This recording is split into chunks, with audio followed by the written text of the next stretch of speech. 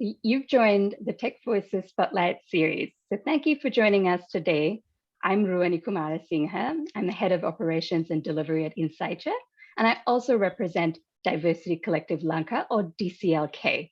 The DCLK does a lot of work in the Sri Lanka tech space to create a more diverse environment. And we do this through four main pillars, that is the school pillar, higher education, career corporate, and the entrepreneurship pillar. And the Tech Voices Spotlight series is one of those initiatives. And here we'll be spotlighting a woman every month to showcase some of the amazing work that's done in the Sri Lanka tech space. And today we have Suhashini Somasundaram. We're really excited to have her. She's a senior engineer in the cybersecurity space at LSEG. And we're going to be talking a bit about building a career in cybersecurity. And Suhashini has a really great profile. She's got a number of years, 6 years experience in the cybersecurity domain, predominantly in the finance sector. She's done a number of certifications in that space and also holds a master's degree and a Bachelor of Engineering, again, in the cybersecurity space. She's also part of the Women in Cybersecurity chapter, primarily to give back to society. And she tries to live by the work smart, live fully motto. So Suhashini, thank you for joining us today. And so I'll hand over to you to give us a brief description about you. Thank you, Rani. Thank you. That was a great introduction. So something about me. All right. I started as a student who wanted to have a career in IT. So my bachelor's, I did it in APIT under the degree Networks and Computer Networks and Security. After that, I joined as an intern at Amana Bank in the IT department, and eventually I worked there for around 2.5 years. And after that, I joined a security operations center just to expand my career opportunities and learn something more. So I worked in the SOC as a senior security for around 1.5 years. After that, I joined the London Stock Exchange Group. Initially I joined it in like the vulnerability side of things, where I help the team analyze the vulnerabilities that come in and do a quick risk assessment, share it with the team, and help with the patching and so on and so forth. And after that, I joined the security architecture team. I'm currently working in the same team. So basically, what we do is we help our customers, which are basically the internal clients of London Stock Exchange, to ensure that they design and have systems, the internal systems, which follow secure best practices. And yeah, it's basically to ensure that we have secure software designed and developed, and we are using the secure software within our infrastructure. Great. Sounds like you're doing some pretty heavyweight things and learning as you go as well. Yeah, now you have an interesting story about what got you kind of hooked or a little bit interested in cybersecurity. Can you tell us a little bit about that? Okay, just like any kid, I am a complete cinema fanatic. So I was watching this one movie, I think it's Die Hard 4, so where there was this hacker and Bruce Willis is trying to save him and protect him. So I kind of got hooked because I like the whole getting into systems and ensuring turning on the power, turning off the power, and controlling it just via the computer. So that is that movie basically just ignited the spark, and here I am. That's so interesting. That's unexpected, but really interesting. Thanks for sharing. Now, there's a little bit more to you, right? So you're a techie, you love cybersecurity. What else do you do with your time? I play tennis. I'm a huge sports fan. So at school, I did basketball and a little bit of badminton. So then I shifted to tennis. Now, currently, I'm also part of the LSEG tennis team for the local Sri Lankan chapter. So I've played one tournament. Should have played more, but the COVID came and then everything just, our whole lifestyles changed. So yes, currently I am I'm a tennis player and I listen to a lot of music, and I also go to the gym, just to ensure that I'm healthy. even though that we are working from home, whenever I get a chance, I just hop into the gym and do a quick exercise and come back. Yeah, that makes a lot of sense, right? While we're working at home, to take a break, kind of re-energize, move your body a little bit. That's very smart. So now moving into, so there are a lot of people in our audience wanting to get into the cybersecurity space, but might not know how. So what are some of your thoughts on that, or some advice that you can give? Right. There is no sort of like prerequisite to become a cybersecurity person. Yes, I did my degree in cybersecurity. That is one way if you really have, because from small, since I was young, I wanted to do this. But you can even be a lawyer or police officer or anything, and just all you need to do is to at least start. You'll have to start from the bottom.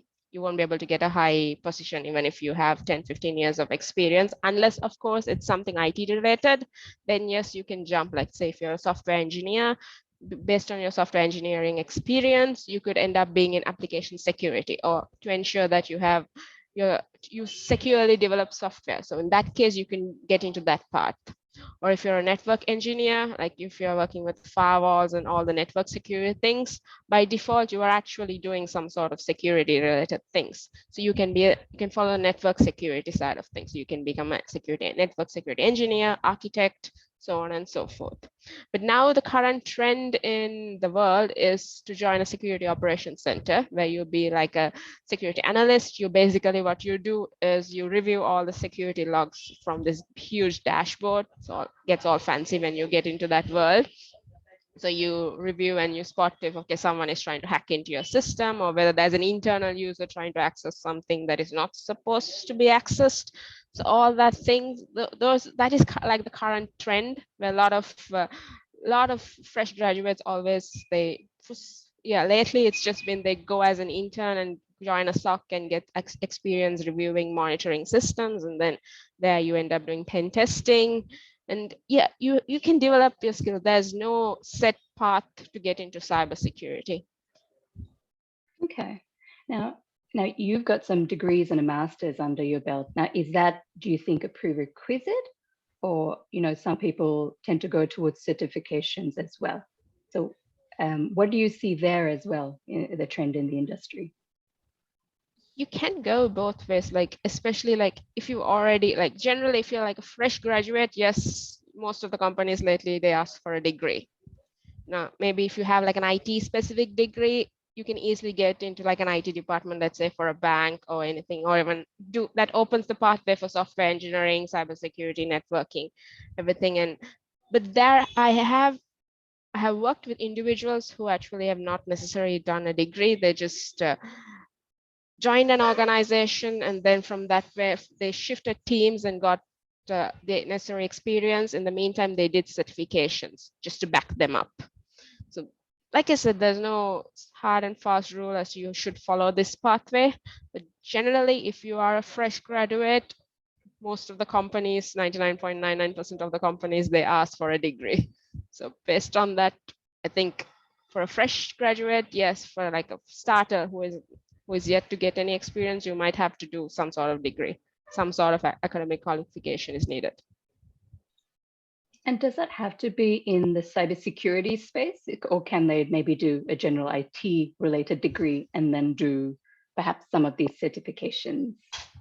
Yes, you can do. So one thing that most of the people do is they just do like a general IT degree, and then in addition they back up, and let's say if while they're doing the modules, they realize, okay, I like networking, I like this whole subject of security. So when it comes to cybersecurity, one of the first professional qualifications that I did is CCNA. So it's Cisco Certified Network Associate. So that kind of gives you, like, you can market yourself saying that, okay, I know the basics of networking, I can configure a router and switch it. So when if your CV has that certificate, and if you're trying for like a starter job, the company would have the confidence that you know how to configure things, you know networking basics. So that's like a plus point, and for you to just lead the pack and just get the job. Yeah, thanks, Suhashini. And I know you shared some of those certification courses with me as well, so we can publish that along with this video as well. So anybody who's looking to do those certifications has some on hand that they can review and jump onto.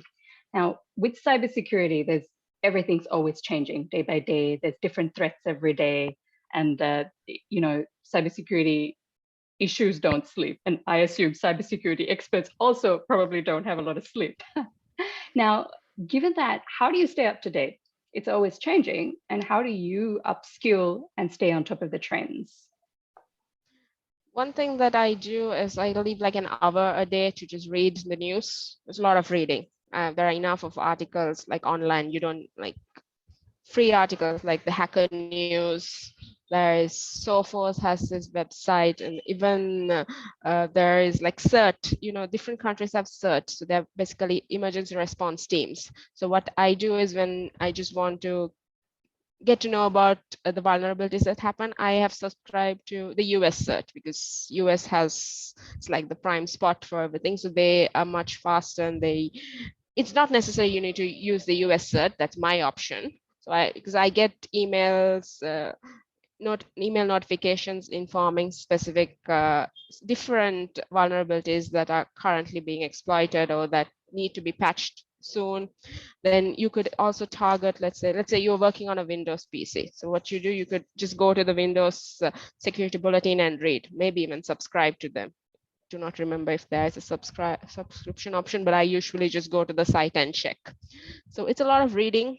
And yes, and also I try and speak with the other individuals in my organization, the other teams, cloud security team, we've got security engineering. So I just speak with them, just get to know what are the new applications that we are installing in our organization to protect. So I learn, I read. If not, I just go to YouTube and watch videos about new technology. So it's a bit of, you'll have to spend some time and just read. It's a lot of reading, I can say that.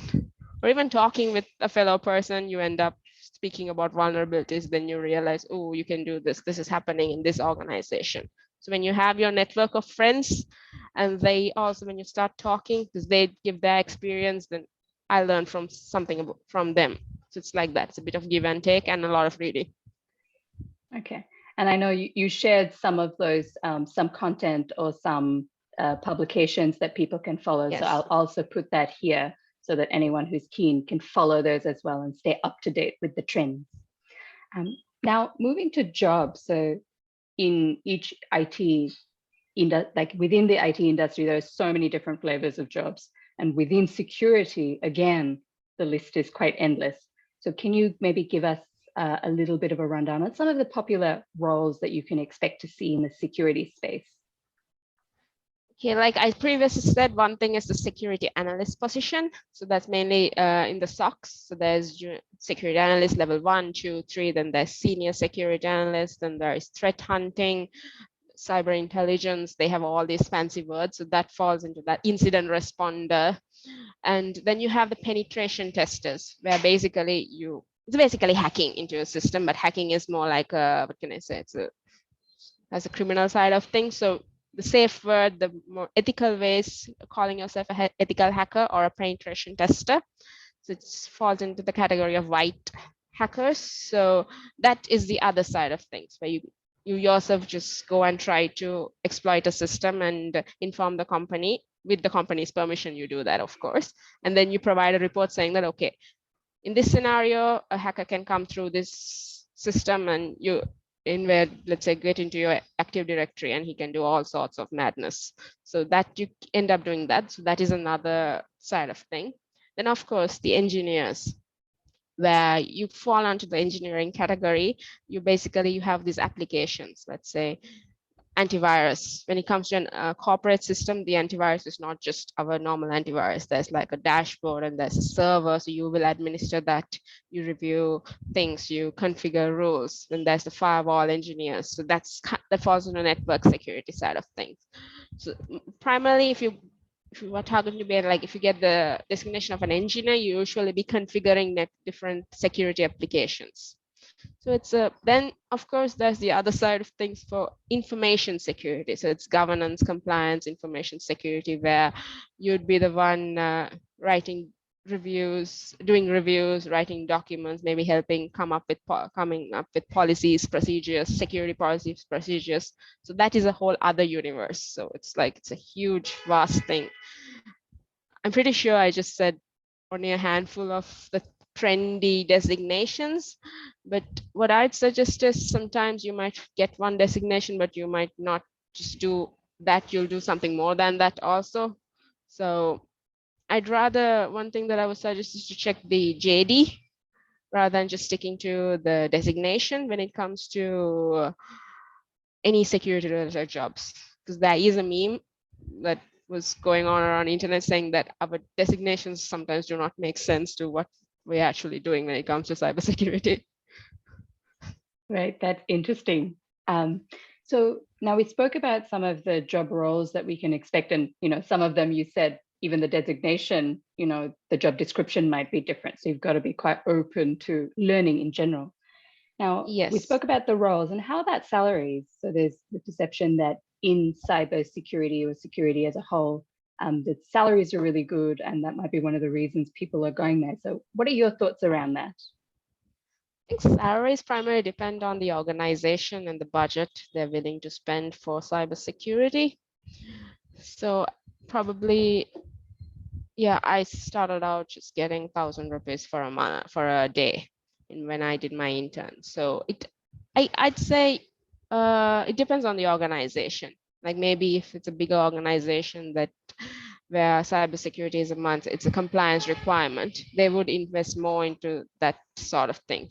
But if it's just a small and medium organization where they just want to, let's say, secure their infrastructure, maybe they have one firewall in front, so and maybe a small antivirus solution. So maybe one person would end up doing everything. So you might not get, let's say, in the 100,000s at the first. So you might have to start small, or if you're lucky enough, you might get it. So it all depends on the company. So what I would say is if you're starting things, you better target the experience over the money. I know this current situation in the country is not ideal for experience over money, but yeah, I think you will have to, especially if you're starting out in any, not just cyber, any career, I think you need to get the experience. Maybe your salary could be secondary unless it depends on the person. For me, I targeted my experience first. So once I got the experience, I was able to bargain and get the salary I want as I became more experienced. Yeah, I think that's good experience. Sorry, good advice rather. To chase the experience, not the salary, because there's so much to learn in the beginning of your career. And if you get really focused on just your salary, you might miss out on the learning. And I think Yes, with unless the you, salary is your target, so that's a whole other thing. But yeah, because you will need experience and you need to learn to at least improve yourself as a cybersecurity professional. So in that case, yes. because like you said, it's an ever-changing system. What we have today might not be, there might be something else tomorrow. So you have to always keep on learning and updating yourself. And you've also had the benefit of working with a smaller company versus a larger company as well. So what are your thoughts about that in terms of the learning you can get? I think if you're starting out in Korea, you probably would want to learn a lot of things, like at least touch a lot of things. You can't master everything. One thing that one advantage that I had is I started out in a small and medium organization. So I was able to touch every little thing possible in that organization rather than just sticking to one thing. So I was able to configure routers, switches, and then I went to antivirus. I went to firewalls. I did a little bit of the governance, the policy side of things also. So I got experience in a bit of everything. So when I was able to like improve my career, I had my options. So when I was like searching for another job, you realize, oh, I've done a bit of this, so I have this option and I have that option also to do. So that helps you a lot. And organizations tend to like when you have like an overall understanding of different things, because then they can leverage you also and you can build up upon that. Great. Of Great course, you have advice. to master a certain thing, yes, but I'd rather think it's better to be very good at a lot of things than just excellent at one thing. That's one thing that one of my supervisors told in my first job. just to be very good at a lot of things rather than excellent at just one thing. So having a really diverse, broad skill set. Yeah. Okay. And now within the cybersecurity space, I know there aren't a lot of women. So what has maybe your experience been there? And what's your advice to some women who are considering this area? Okay, cybersecurity, yes, to be honest, the headcount of the ladies to gents in IT itself, it's the number of ladies are very low, and in cyber, at least in Sri Lanka, it's very less. To be honest, at LSEG, the Colombo cybersecurity chapter, I'm still the only girl in the team, but that doesn't affect me as just because you are sitting with a bunch of guys. It's like as long as you do your job correctly, I think they'd actually treat you as equals. I mean, it's not like you will not be treated any less because you are there, you doing your work. Like, let's say if you're an engineer or a senior engineer, that's your role, male or female, you end up doing the same, you have the same task to do. So I just say, if you want to do it, just go for it. There's shouldn't be an issue just because you're a girl.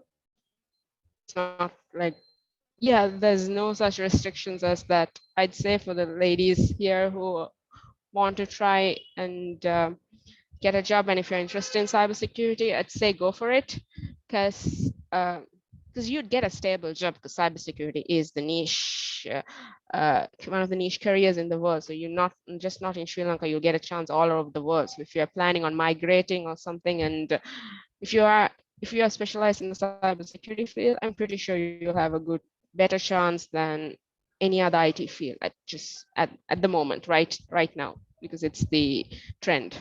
Right, it's booming, right? And there's so many new cybersecurity jobs coming in, and we actually can't keep up with the trend. So we need more people, men, women, everybody. So that's great. I mean, everybody, yes. Women to really think about it, because it is, a place where you can really achieve, with time after you have experienced financial freedom also. So that is something we'd like to see more women come into as well. And so you had a few experiences through your career where you had to negotiate things, maybe with family. Can you tell us a little bit about this? Because I think in Sri Lanka, it's a lot of women face this, where you have to negotiate things at home if you have to stay late or, work on particular demanding projects. So tell us a little bit about that. So there was one instance in one of my previous places where they were upgrading the firewall. The firewall is basically like the police officer of the network. It just stops, checks the traffic, and then, okay, if it's acceptable, it allows, if not, it denies. So it's kind of like a police officer, you can say that. So I've never experienced that my whole life, and I wanted to just see that. I mean, I did my background assistance during the work. I was saying, okay, you do this, all I did everything that they needed, but I just wanted to see how it happens. But unfortunately, it happened at midnight, which means, so the team didn't like coax me to be there, even though I'm part of the, what can I say, sub team that is in charge of the upgrade. Nevertheless, I just went to my manager and I was like, I want to be there. They were like, you don't need to be there. You did your work. Because basically they just didn't want me to, because it's night and they clearly know that it's difficult for girls, especially in our society. I was like, no, I'll speak with my parents. If they're okay, can I come? They were okay with it. So I ended up going home, having my dinner, and dad was okay. He was like, he dropped me off and he stayed out like in the lobby the whole 3-4 hours. My manager actually felt bad for my dad, and he ended up going out and speaking with my dad and giving him company. But yeah, that part of that was there.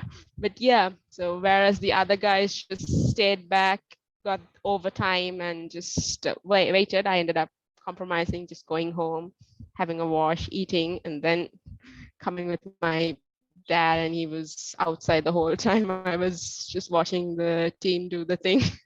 So yeah, that's just one instance. So you will have to discuss and just get permission. Maybe, we'll have to stand up and say, okay, I need to do it. Because unless that, even at home or office, you won't get a chance. if you want to try something, I'd say at least inform your manager and your parents saying, I like to do this. So then they might say no at the first, but once they realize, oh, if you're persistent enough, they'll give in. Okay, so putting your hand up for opportunities and, sometimes pushing the boundaries and negotiating with parents or managers, others, to really get that opportunity. And can you tell us a little bit about, what you learned from that? So if you said, oh, I can't make it, and you didn't, what would you have lost out versus you actually taking that and negotiating with your father, bringing him there with you to the office and doing it? What did you learn?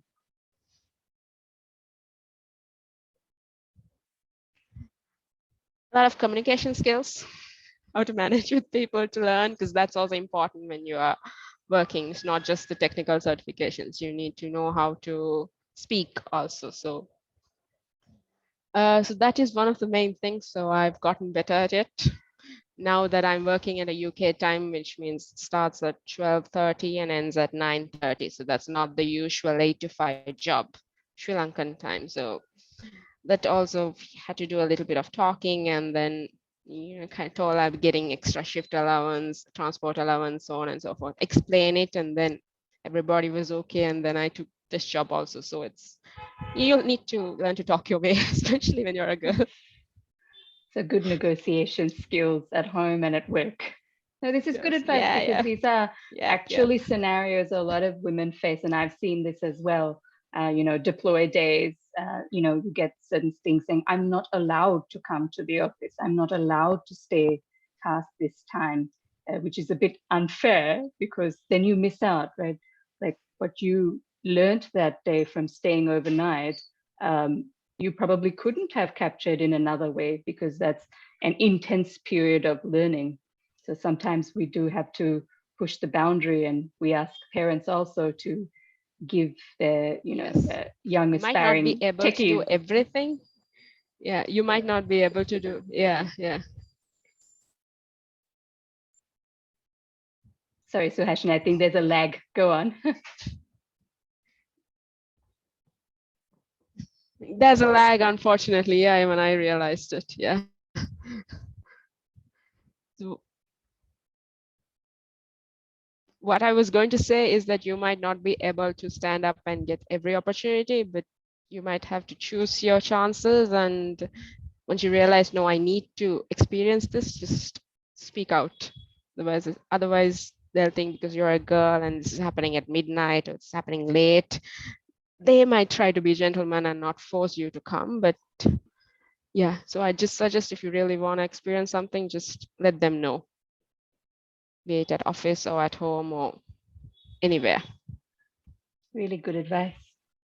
Now, in our careers, we don't necessarily build it alone. So who are some of those mentors, cheerleaders who stuck by you?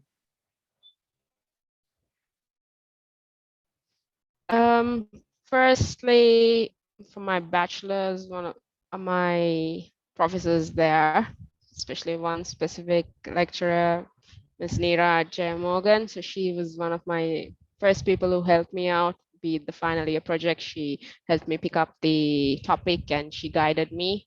So then it went on with then throughout my career, wherever I worked, I tried and improved my networks. So my first job, my first managers, my first seniors, I still keep in touch with them, ask for their advices. Be it my second place at the SOC, I still speak with my former CEO. I ask for opinion. I invite her to webinars that are being hosted when, as part of the Women in Cybersecurity chapter. I actually invited her for one of the webinars. So, and even at LSEG, my boss, the head of architecture, and even the other heads from other security teams, especially the cloud security, the head of cloud security. I always speak with them, get learn things from them. Even during meetings, I just sit back and listen to what they're saying, and then after the meeting, if they've spoken about something that I don't know, I just drop them a Teams message and ask, can you please explain what it is? And they actually are very kind enough. They send me links and I read. Even my head of cloud security has given me read-only access to certain consoles. So I just go there because he realized I like to learn. So yeah, I think you need to build up your networks wherever as you go, as you proceed, rather then that when you have more people, you tend to learn more from them, and you will also be able to give your ideas. So that give and take would is actually something that is needed when it comes to it, not just cyber, but pretty much any career, I think. I like how you mentioned that give and take. That really builds the industry as a whole as well. And lastly, so what makes Yeah. it worth it for you? And would you invite other people also to come into security?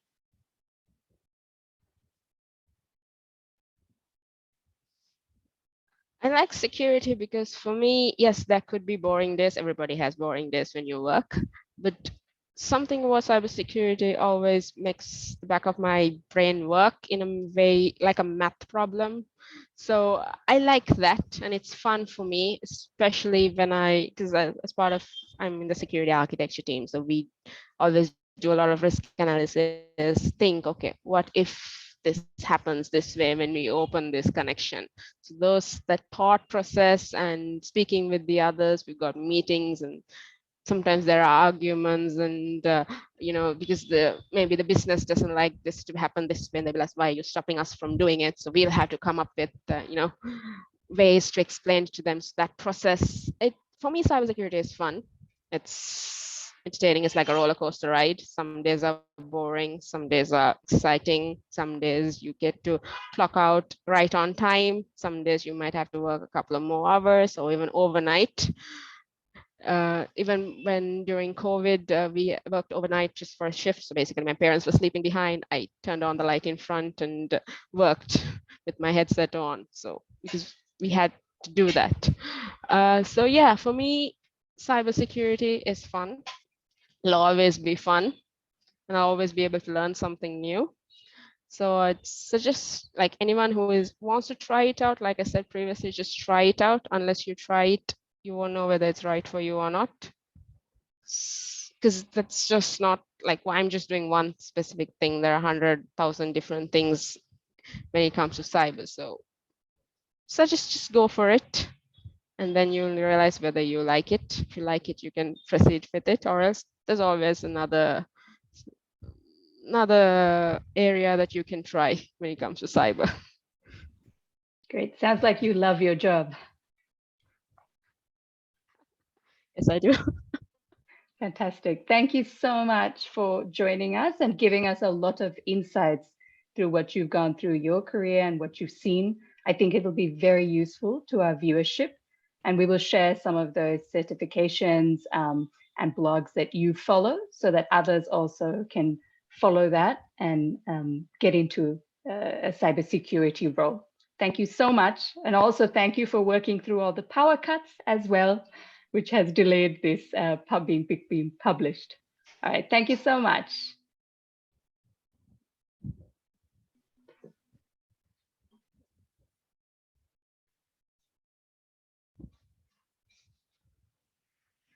Thank you for inviting me also.